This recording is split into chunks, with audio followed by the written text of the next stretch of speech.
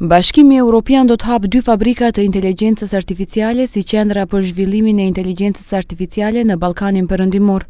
Këtë e bëri të ditur presidentja e Komisionit Evropian Ursula von der Leyen dje në fjalimin e saj në forumin e investimeve BE Ballkani Perëndimor, i cili po mbahet në Tiranë. Ajo njoftoi gjithashtu se i gjithë rajoni do të mbulohet nga një infrastrukturë e re digjitale e shpejtë, e cila do t'u lejojë kompanive nga të 6 vendet e Ballkanit Perëndimor të lidhen drejt për drejt me qendrat evropiane për inteligjencën artificiale. And today I can announce that we will open our AI factories to the Western Balkans.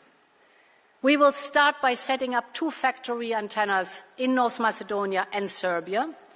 And we are rolling out a high-speed digital backbone across the whole region. This will allow companies in all 6 Western Balkan countries to connect with these factories. This means that your companies will be able to access Europe's AI infrastructure right here in the region.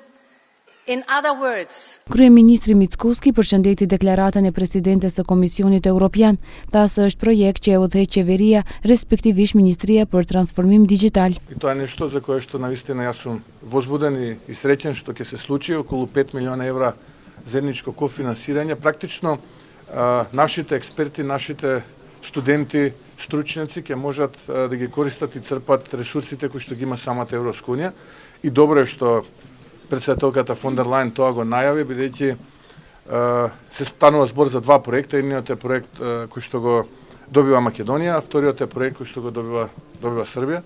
До сега ги користевме искуствата и ресурсите од соседните држави, сега ќе имаме наш собствен центар кој што ќе се занимава со вештачка интелигенција. Programi AIFA është zgjeruar në shtetet anëtare të BE-s, Belgjik, Irland, Qipro, Letoni, Maltë, Slovaki dhe Hungari, si dhe Mbretërinë e Bashkuar, Island, Moldavi, Serbi dhe Zvicër. Komisioni Evropian njoftoi se 6 fabrika të reja të inteligjencës artificiale janë bashkuar infrastrukturës evropiane të inteligjencës artificiale, duke quar numrin e përgjithshëm të mbuluar nga rrjeti në 19 në 16 shtete anëtare të BE-s.